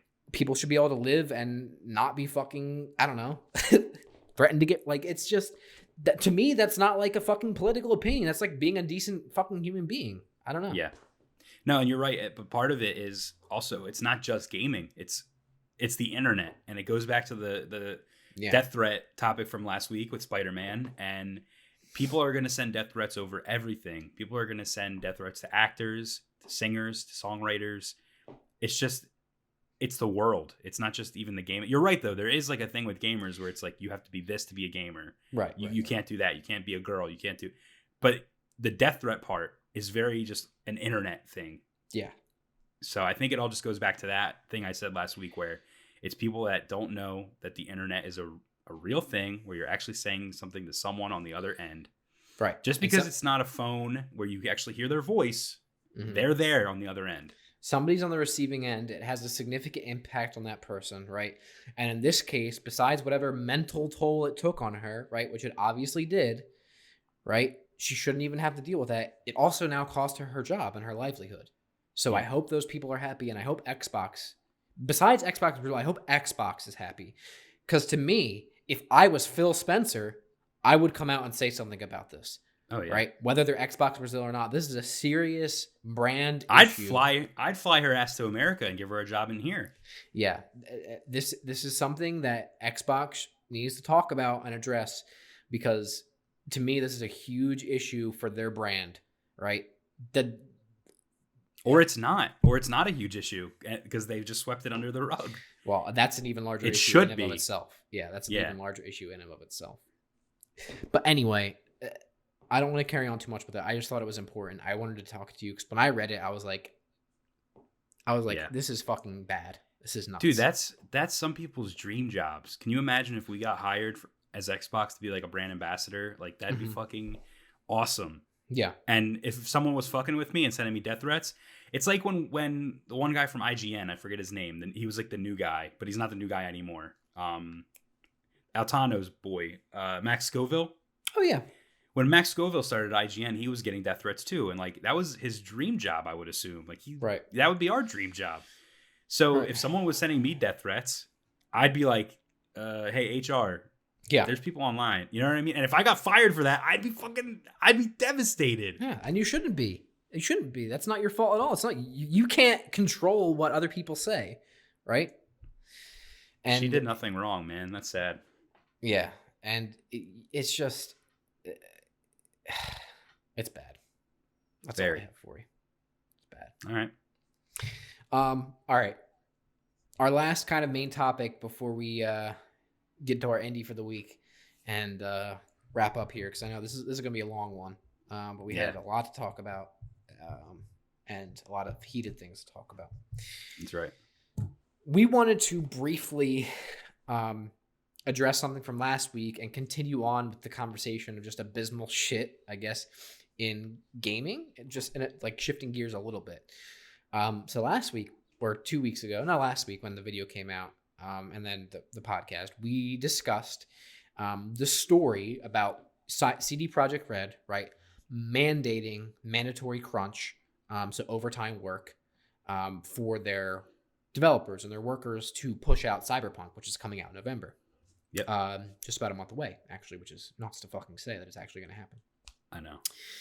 We received some criticism, which let me just preface by saying I don't think you or I ever have a problem with receiving like constructive criticism or feedback on things about how to like make stuff better or like, you know, whatever it is. I don't think either of us have an issue with that.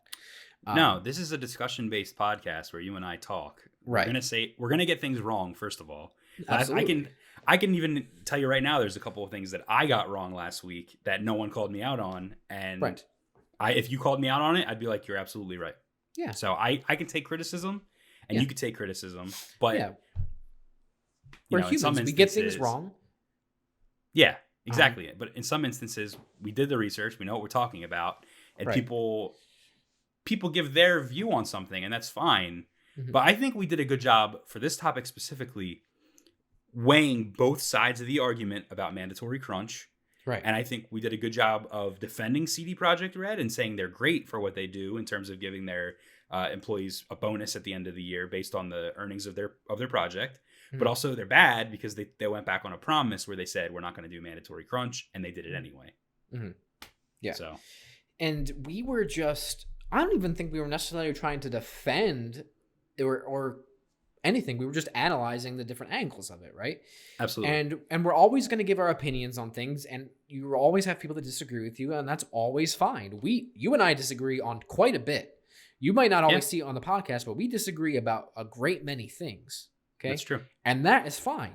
You know, we can still have discussions about them, and they still get heated, and sure, but at the end of the day, everybody has their opinions. But for this specifically, we dissected what was reported, right? An article. And then, you know, we talked about, like you said, all the angles of it.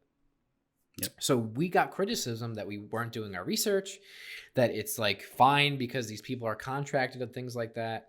So I just wanted to kind of break down a couple of these things, and then I'll turn it over to you to read something specifically that I think you were referring to when we were responding to some of these things. Okay. First of all, CD Projekt Red, like we said, is now mandating overtime work for their workers. That is bad. Nobody should be mandated to work overtime, right? I think that's a decent argument to make. Nobody should be mandated to work overtime, whether they're being paid for it or not, which we know Polish labor laws, right, mandate that they get paid for it, which they are, which we did the breakdown last week. That's both good and bad, right? Good, they're getting paid. Bad, they're working overtime, okay? Yep. The argument that is a larger thing with contractual work, right? A larger issue with contractual work, and that people who are contracted workers, right, should expect that, right? Because they're on a contract and work can be inconsistent. And when you finish the project, that could be it, right? You could be let go. You might not, you know, that's it. That's the end of your contract. My company that I work for right now is a contractor company. We hire all of our guys from unions. It's contracting work. So I know. Yeah. I know how it is. Not with my main job, but in the summers, usually I direct a show, which is a contracted work. At the end of that job is gone. I get that. I'm not mandated to work overtime, right? Do I work overtime? I absolutely do because I fucking want to. It's my choice. I don't see you for months at a time. Because you're so busy. When I'm doing that, I'm doing that. And that's it. Yeah. Now, in the gaming world, it is an accurate statement to say that sometimes when projects end, right, the end of your contract, first of it, a lot of it is contracted, right? Especially smaller studios or even AAA studios with like a million different teams, right? They'll come on for this one thing. That is accurate. It is not accurate to say that CD Projekt Red follows the same suit with a lot of their just in-house developers. They are a large, multi-million-dollar studio, right, that has multiple projects going on. that is an employer, right, that offers benefits and things like that, I would venture to say that most of their employees are not there on contracted work. In fact, I would think that a lot of more of their producers and game directors, more so, are probably contracted than their actual developers. Okay. Yep. So to say that those workers should expect it is bullshit, especially when it's such a large studio with such a large market share, right? It is not controversial, in my opinion, to say, hey, you shouldn't make your workers fucking work overtime. I think it's more controversial to say and come back and defend the fucking multi-million-dollar company that is forcing their workers to work overtime when they shouldn't have to because you decided to fuck up your release schedule and you can't plan, right? There's always going to be more work leading up to a project. I get that. I'm just saying you should mandate your workers to do that. Okay? So it is a conversation of workers, right? Versus like defending a large corporation. Okay? I don't know. That's what I No, you're absolutely right. We had someone on Facebook comment and they said, it's COVID-19 times right now. We're in a pandemic. People could really use that extra money. They really could. And you're right. But this is a mandatory crunch, meaning people don't get to make that decision for themselves. There could be a family where a single mother and she has to go home to her kid and she has to take care of her kid. Well, granted, they might be working from home. I don't know what they're doing right now. Mm-hmm. But still, you can't work and take care of your kid at the same time. So what do those employees do? They have to work an extra day now. They have to pay for childcare an extra day. What about the people that don't want to do? They just don't want to. They're fine. They don't need the extra money. Why should they be forced to work an extra day? Now, granted, yeah, there are people that are like, yeah, I'm really hurting right now. This extra day is pretty good. Right. But that's the thing. Those people should have been able to opt in and everyone else opt out. If there wasn't enough, then we'd have an issue. However, an argument that everyone seems to be bringing up is, oh, they made the decision. They all agreed. All the workers agreed. That's not true. That's not accurate, yeah. Jason Schreier, who is a video games journalist, he's broken many, many huge stories. If you don't know who Jason Schreier is, you're not in the games media. You're not up to date with everything. And I'm not trying to say that in the same way we just talked about in the last topic where you're not a gamer, but he got actual interviews with employees at CD Projekt Red, and they gave their stance and they gave their opinion of the whole thing. And they said it was never once talked about. It was never a discussion if they were going to do the crunch. It was just, we're doing it. It was an unspoken thing that they are going to do it. Yeah.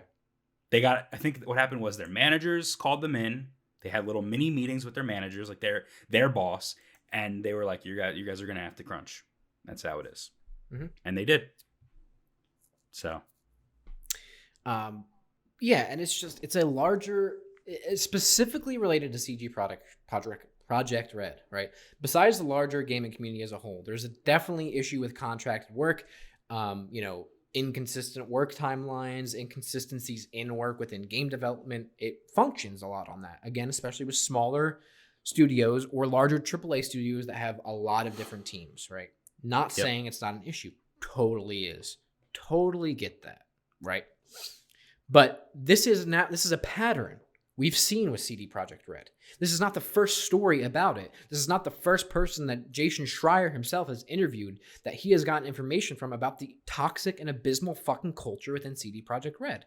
And I'm not saying they're not a great studio because they fucking are. They produce bangers. No doubt about it. Their team and their devs are fucking talented as shit. Right? Yep. But at what cost? At what cost do you say, okay, all of you really talented devs, we're going to work you to the fucking bone, mandate you work overtime this extra day, right? Just so we can push out this product so that we can make more money, right? You're going to get a part of it, but at the end of the day, we're the multi-million-dollar company. You're the worker, right? I know if my employer, right, promised and said, we had this really bad work practice. We're never going to do it again. We promise you. We saw it was bad. We're sorry, right? Next project rolls along. They're like, sorry, we got to do it. I take full responsibility. Really sorry, dude. Like, I'm sorry. I told you I wasn't going to do it, but we got to do it. I'm going to pay you for it, but hey, you got to do it. That's like, in my opinion. They wouldn't pay them if they didn't have to. That's just my absolutely they wouldn't. No fucking way they would. No way. Mhm. Like I said last week, if this happened in the United States, you can go fuck yourself. You're not getting paid for it. No way. That's all I'm saying about it. I don't have anything else to say except that, first of all, don't criticize us when we absolutely did do our research, okay? Because we do And that it didn't before even every podcast. It didn't even matter if we did do research because we're just Yeah, talking. It's Yeah. just a discussion. it is If just you a wanna- discussion. If you want to talk down below and say, hey guys, actually you were wrong about this, or hey guys, you should research this just a little bit more, but there was a little bit more to it. Go ahead. But don't be a fucking dick. We had a bunch of Yeah. dickheads in the comments. Yeah, don't be a dick, okay? And also, just don't fucking, I don't know, just don't support don't defend fucking big corporations. Just like don't They don't do need it. defense. They don't need it. defense. They got multi-millions or billions of dollars. CD Projekt Red doesn't need your fucking defense. Okay? Same This way is like- Amazon and Apple doesn't need your fucking defense. They're fucking dickheads run by dickheads. Okay? It's like fanboyism, but you fanboy a company instead Yeah. of a product. Don't do it. And I don't have anything else to say about it. Okay. To wrap up this week, as we did last week, and might do every week, we're going to talk about a little indie game that we like in a little segment we call Indie Intel. That's right. Last week we did Haiku the Robot. This week, Brett, I have a game for you that I think looks really cool.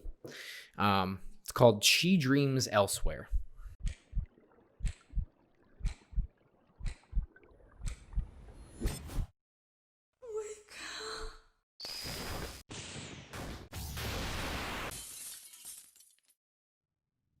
Okay. Okay.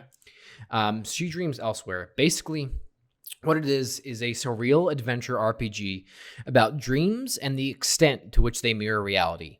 You play as Talia, an anxiety-ridden, comatose woman who delves into her dreams and confronts her inner nightmares in order to finally wake up. Unfortunately, some nightmares are harder to confront than others. That's the flavor text from them themselves. So basically, it's a narrative-driven game dealing with kind of world themes such as mental health, identity, combined with strategic turn-based combat, mind-bending levels, and a surreal, visually striking world ripe for exploration. Welcome to your nightmare. Enjoy your stay. To me, what initially stood out is just first of all, the art and the art style. Absolutely. Wow. Yeah. So we're definitely going to be throwing stuff up on the screen. So absolutely, you'll be able to see the art style right now. And then again, similar to last week, this is done by one human being studio. Now this person has more help, collaborating on, the music and some of the key art and stuff that's going on. But basically this one person studio, I believe, somebody from Ohio. The studio's name is Studio Xavier. Sorry if I'm pronouncing that wrong. It's a one-man indie game development and film studio based in Cleveland, Ohio. And it was founded in 2016 by, I'm really sorry if I mispronounce these names, but Davion Gooden. Well, he was a senior in high school, actually. So that's cool. So this game's, I don't know how long it's been in development, but this is kind of their first game that they're doing. Well, no, he was a senior in high school at the time he founded the studio in 2016. Right. So right. that means he's even younger than us, 3 years younger than us. Yeah, about. Yeah. Good for him. And this is the first game that they're doing. It's I think they've done other projects like commercials or videos or shorts and things like that. But it's the first video game that they're doing. And yeah, I don't know. I think it looks really cool. It is out already. So you can purchase this game, and I believe. Hang on, I'm gonna pull up the platforms. Wait. It might not be out. I thought it was out. No, It says coming 2021 on the latest trailer. Oh, you're right. Sorry, It was supposed to come out this year though. Yeah, it was.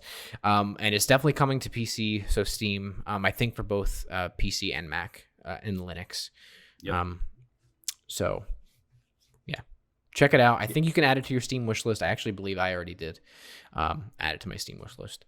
So one of the go ahead. things that hits me, well, there's a couple of things that hits me, but the first thing that hit me is the flavor text you read.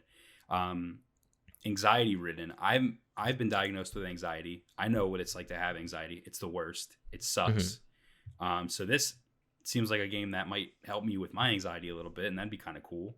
Or at least it might help someone that doesn't have anxiety see what it is like to have it. Yeah. And then the other thing is confronting your inner nightmares to wake them up. That reminds me of Persona. It sounds very much like a trope in Persona, where you reach into your true self and you confront the shadow version of yourself and wake them up, you know? So I think that's really cool too. And then the artwork it's made in RPG Maker. Right, which is so it's a awesome. typical and it's the typical RPG Maker, look, but the art style is very unique and striking. It's black and white with like these cyan elements, and then the battle system, there's screenshots of the battle system. It's like total Earthbound, almost like Undertale, but a little more detailed than Undertale. But it's like Earthbound, crazy. The artist does the key art, I believe, did all these character illustrations here. They look really cool. The background is really striking with the colors, the red, the blue, the cyan. Even the health bars with the cyan and the purple. Like, this game just has some style to it. Yeah, and it really stems from their color palette choice. Absolutely. Yeah. If you go down and on their website and you look at the GIF section where it's the animated GIFs, the backgrounds are even animated, and there's like zigzag lines that like move, and it really helps. The colors complement that as well. But man, this looks pretty sweet. I'm gonna have to add this to my wish list. Yeah, definitely. And it's gonna be coming out to Switch, Xbox One as well. It's gonna be on Game Pass day one. Which is in the FAQ section. It'll be out on Game Pass. And it just, I think it's scheduled now for 2021, you said, but in some of the places he's just like, when it's finished, which understandable. Totally fine. But I don't know if there is any way besides adding it to your wish list on Steam and stuff like that you can support it. I don't think there is a Patreon or like a Kickstarter or anything like that. But obviously you can follow Deb on Twitter. You can follow Studio Zavere, Zevere. We'll put all the information in the description about how to connect with them, connect with them more. And it looks awesome. It's something we're interested in. And again, that's all this segment is, just us kind of talking about stuff that appealed to us. Absolutely. Listen, we're both huge fans of Persona. I've always wanted to give Earthbound a shot because it looks so interesting to me. I gave Undertale a playthrough. That game's awesome. So if this is anything like that, I'm going to have a good time. Yeah, absolutely. All right. I think that'll do it. I think that's it. All right. I think we're done, unless you have anything else to add about anything. No, it was a good podcast. Nice long one. First long one back. Second one back.